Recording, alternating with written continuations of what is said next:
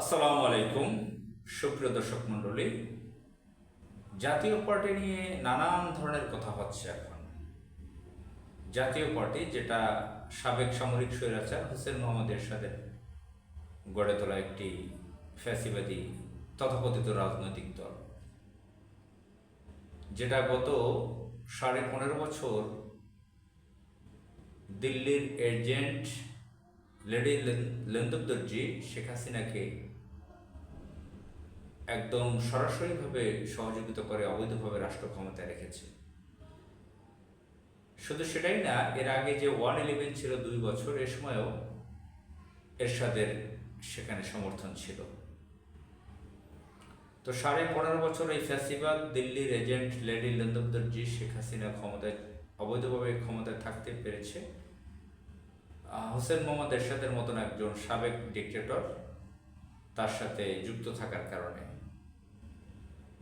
খুব সহজেই সেটা সেই অবৈধভাবে ক্ষমতা ভোগ করতে পেরেছে এবং ক্ষমতার অংশীদার ছিল এই জাতীয় পার্টি নামের কুলাঙ্গার, যারা তথাকথিত বিরোধী দল ছিল। তারা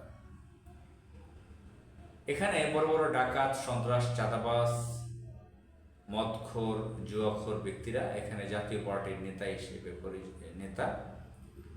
এখানে ভারতের গোয়েন্দা সংস্থার এজেন্ট আছে ব্যারিস্টার আনিসুল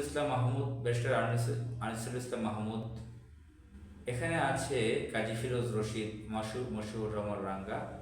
এখানে একজন শিক্ষকের ছেলে আছে, ঢাকা ইউনিভার্সিটির আইন বিভাগের একজন প্রফেসর ছিলেন মরহুম জনাব ব্যারিস্টার শামীম পাটোয়ারি।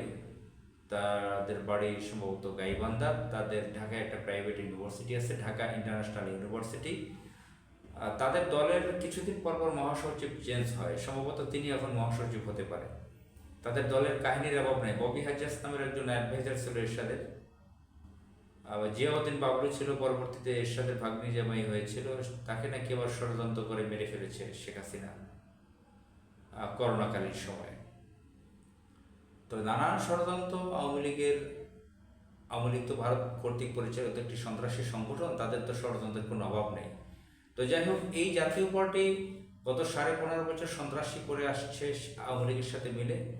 বর্তমানে তারা সন্ত্রাসী করে যাচ্ছে। নুরুল হক নুরু নামের একজন তরুণ রাজনীতিবিদ, তার উপরে হামলা চালিয়েছে তারা। এটা ইন্ধন কোত্থেকে আসছে, কিভাবে ঘটিয়েছে, এখন পর্যন্ত আমরা পরিষ্কার জানতে পারিনি।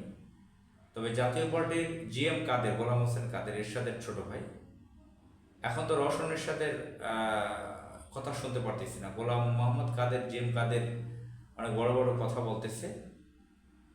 সন্ত্রাসী ফ্যাসিবাদী হয়ে আওয়ামী লীগের এজেন্ট, ভারতের এজেন্ট হয়ে তারা বড় বড় কথা বলে যাচ্ছে। এখন পর্যন্ত তারা গ্রেফতার হয়নি।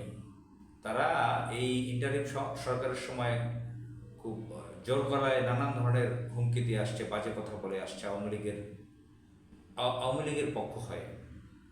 এখন এই যে ব্যারিস্টার শামীম হোসেন পাটোয়ারি সে বলছে গণতন্ত্রের জন্য বিএনপির নাকি দায়িত্ব জাতীয় পার্টিকে রক্ষা করা। আবার বিএনপির যুগ্ম মহাসচিব রুহুল কবির রিজভী বলেছে, কেন বিএনপি এর দায়িত্ব নেবে জাতীয় পার্টির। তো যাই হোক, আমি যেটা বলতে চাই যে এই জাতীয় পার্টি নামের যে কুলাঙ্গাররা আছে, সন্ত্রাসরা আছে, ভারতীয় সন্ত্রাস, ভারত কর্তৃক পরিচালিত সন্ত্রাসী সংগঠন, ফ্যাসিবাদের দোসর, এদেরকে নিষিদ্ধ করা হোক, এদেরকে গ্রেফতার করা হোক। আসসালামু আলাইকুম।